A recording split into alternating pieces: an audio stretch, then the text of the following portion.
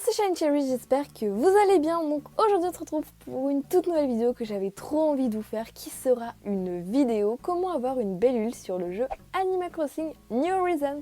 A savoir que ce ne sont que mes conseils personnels, vous n'êtes pas obligé de les appliquer, c'est comme vous le souhaitez. Bref, je te souhaite un bon visionnage et je te laisse avec la suite. Pour moi, en tout premier, un conseil très basique mais très important, avoir les choses de base. Donc c'est-à-dire les outils rudimentaires comme par exemple la pelle, le filet, le lance-pierre, la hache, etc. C'est les choses de base, mais si vous ne les possédez pas et si vous ne les craftez pas, c'est un petit peu compliqué pour moi. Aussi, très important, fixez-vous des objectifs. C'est quelque chose de simple mais efficace à faire parce que si vous n'avez pas d'objectif, vous ne savez pas trop sur quoi partir, vous ne savez pas trop où aller. Donc vous pouvez trouver aussi de l'inspiration sur internet, sur Pinterest, sur plein d'applications. Vous pouvez vous inspirer d'autres personnes car d'après moi, c'est un petit conseil que moi j'utilise très souvent. Quand je sais pas trop quoi faire, je regarde un peu l'île, les villes des autres et je sais pas, ça me donne des idées, ça me fout un petit coup de stress en me disant faudrait peut-être que tu bosses sur ton île pour faire quelque chose de sympa. Donc ça me donne des idées tout simplement et je reproduis comme je souhaite avec mon cerveau. Soyez aussi créatif parce que si vous ne faites pas preuve de créativité, c'est un petit peu compliqué parce que c'est le but tout simplement du jeu. Donc vraiment, soyez créatif, exprimez votre art. Et puis si vous avez peur que ça soit moche, que le rendu d'un coin soit moche, l'agencement soit moche, que les fleurs soient moches, bref, n'ayez pas peur, de toute façon vous pouvez toujours modifier, au pire vous rush-quittez, vous ne sauvegardez pas et puis ça passera.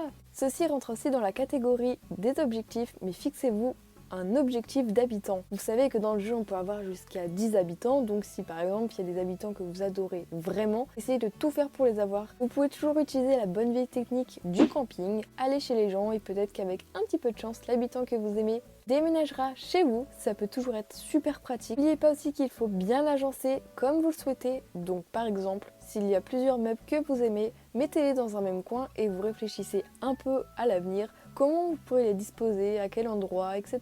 Parce que des fois, moi ma technique c'est mettre plein d'objets que j'aime beaucoup, puis ensuite les agencer d'une manière qui puisse rendre quelque chose de plutôt sympathique à regarder. Ça c'est le premier conseil du début, mais vraiment du début. Choisissez la carte que vous aimez. Au début du jeu, vous avez un choix entre 4 cartes. Prenez celle que vous aimez le plus, avec laquelle vous pouvez vous dire je pourrais absolument toute la défoncer pour toute la refaire. Parce que oui, grâce à Remodil, vous pouvez complètement changer votre île comme vous le souhaitez, mais vous ne pouvez pas changer les gros blocs de rochers, vous ne pouvez pas changer la disposition de la plage, etc.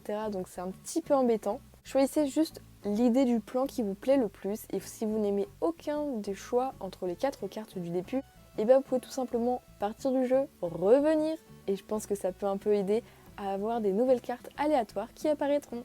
Bien évidemment, au début du jeu, choisissez un nom d'île et de personnage que vous pouvez garder bien plus longtemps à l'avenir. C'est quelque chose de très important parce que heureusement que le hack n'existe pas encore sur le jeu normalement. On ne peut pas le modifier, donc choisissez bien à l'avenir. Dites-vous peut-être que dans 3 semaines, si le nom d'île ne vous plaît plus, c'est un petit peu ballot, vous devrez le garder.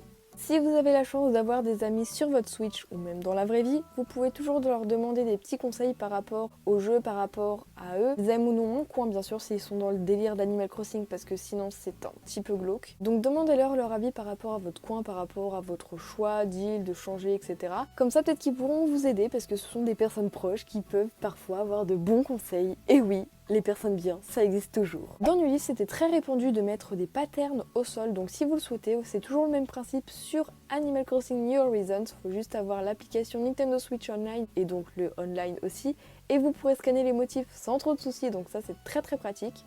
Aussi, prenez des fleurs que vous aimez énormément dans le jeu parce que moi personnellement, mon choix de fleurs n'est pas très varié, c'est les fleurs que j'avais de base, c'est-à-dire la rose et la jacinthe. Mais pour avoir d'autres fleurs, il n'y a rien de bien compliqué. Allez sur une île secrète, mais dans certaines îles secrètes, il y a des hybrides. Ça, faut avoir vraiment pas mal de chance, mais ça existe. Ou sinon, achetez-en chez un ami ou demandez des fleurs chez des amis en visitant d'autres îles. Bien sûr, il faut avoir le Nintendo Switch Online si c'est via la connexion internet. Avec ces petites fleurs toutes simples, ou même si vous avez la chance d'avoir des hybrides, vous pouvez les croiser, donc des fleurs de couleur primaire comme par exemple une rose jaune et une rose rouge fera une rose orange, et cela avec toutes les fleurs, toutes les couleurs, bref. Et après, avec ces petites hybrides, prenez bien votre pelle, déterrez-la et placez-la où vous voulez dans votre île, et vous verrez à la fin ça fera un beau petit champ d'hybrides, de fleurs, et c'est toujours sympathique à regarder. Si vous êtes plutôt avancé dans le jeu, je vous conseille d'avoir Remodil. Il y a plein d'options pour les patterns, pour le sol.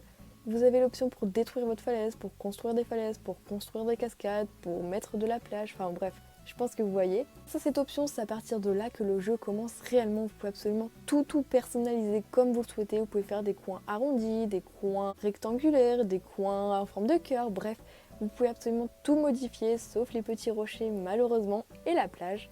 Moi personnellement j'abuse un petit peu de cette option, mais franchement c'est comme ça que c'est cool. Il y a plein de façons de personnaliser son île, à chacun d'y mettre un petit peu du sien, et vous verrez à la fin vous pouvez absolument passer d'une calamité à quelque chose d'absolument évolué, magnifique. Vraiment le remodule c'est quelque chose de très simple à avoir, je vais vous expliquer, rien de bien compliqué. Voir le bureau des résidents, avoir Marie, lui parler régulièrement en demandant des conseils sur l'île ou un petit peu ce qui en ressort, et elle vous dira le nombre d'étoiles que votre île possède. Donc en niveau de réputation, vous pouvez avoir entre 1 à 5 étoiles. Une étoile, c'est une île plutôt évoluée, mais à 5 étoiles, c'est l'équivalent de la ville parfaite dans New Leaf. Personnellement, je suis encore à 3 étoiles, il me semble, parce que Marie pense que mon île n'est pas assez développée et toute sale. Alors que c'est faux, je fais de mon mieux.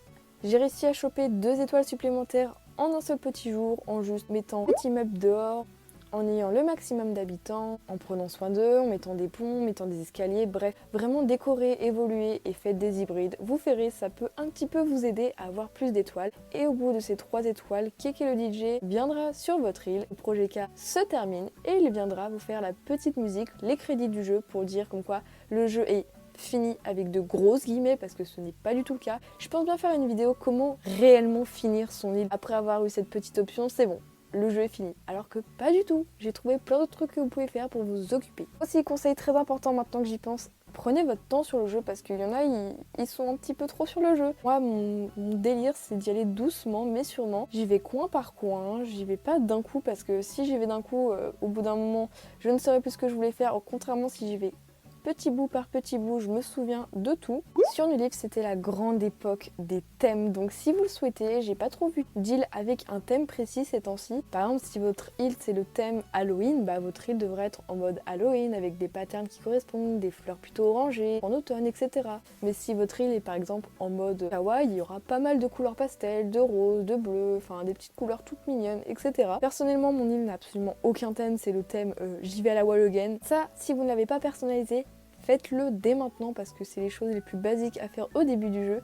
Et même que vous pourrez débloquer des petits Nook Miles, parce que ça c'est vraiment quelque chose d'important. Ayez des Nook Miles pour payer plus tard d'autres petits projets et aussi pour rembourser ces 6000 Nook Miles pour avoir le terraforming, pour transformer son île parce qu'il y en a 12 000 au moins. Mettez un petit drapeau à votre île qui correspond tout à fait à ce que vous aimez. Vous pouvez le créer par vous-même ou même le scanner par internet, ça peut toujours le faire. Ayez un hymne de ville. Alors ça c'est un petit peu compliqué à trouver la parfaite mélodie si vous n'êtes pas mélomane. Vous mettez des petits trucs au pif et puis de toute façon il y a toujours des tutos qui étaient valables sur New Leaf, qui sont valables sur le jeu, désormais sur New Horizons. Trouvez des petites tenues parce que vous avez aussi le magasin des Sœurs Doigts de Fée. Vous trouvez absolument de tout là-dedans, tout plein de motifs. Si vous n'aimez toujours pas les nouveaux motifs que propose le magasin, vous pouvez toujours les scanner via internet avec des petits QR codes ou même vous pouvez les créer vous-même. Ça c'est quelque chose que j'adore pouvoir créer par soi-même, ça peut toujours être un petit truc sympa. Vous pouvez toujours mettre un petit maquillage, des petites casquettes, des petites robes, des petits t-shirts, enfin je sais pas, un peu ce que vous aimez. Ça peut toujours être super sympa à le faire par soi-même parce que déjà on y met plus de temps donc on y est plus attaché et là c'est fait du sur-mesure comme vous l'aimez avec les couleurs que vous souhaitez. Bref, après la tenue, le basique, choisissez une coupe, des couleurs de yeux, une couleur de peau que vous aimez parce que tout ça de toute façon vous pouvez le changer à n'importe quel moment du jeu. Il faut juste avoir ce magnifique petit meuble très simplement à crafter. Aussi il faut être régulier dans le jeu parce que ça serait un petit peu bête que vous vous arrêtiez en plein milieu de votre projet d'île. Surtout dans votre île, faites pas des choses trop chargées parce que sinon c'est pas agréable pour notre œil parce qu'on ne sait plus trop quoi regarder. Mais faites pas non plus un truc tout vide, sinon bah c'est pas fini. Donc trouvez le juste milieu qui soit à peu près bien. Vous pouvez toujours trouver de l'inspiration sur internet, sur les comptes Instagram. Bref, il y en a un peu de partout de l'inspiration. Faites aussi des petits coins avec des petits univers, par exemple un petit coin avec l'univers un peu plus camping, un petit coin un peu plus avec l'univers des magasins. Conclusion, soyez réguliers dans le jeu, faites quelque chose qui vous plaît. Soyez un minimum organisé, sinon c'est un peu compliqué. Ayez les bases et je pense que c'est déjà vraiment pas mal. Bref, j'espère que la vidéo t'aura plu, n'hésite pas à liker, à t'abonner parce qu'on est 15 000 abonnés, c'est énorme, j'ai des petits projets qui arrivent les gars. Je vous fais des énormes bisous, je vous dis ciao tout le monde, c'était Shine Cherries, bisous bisous.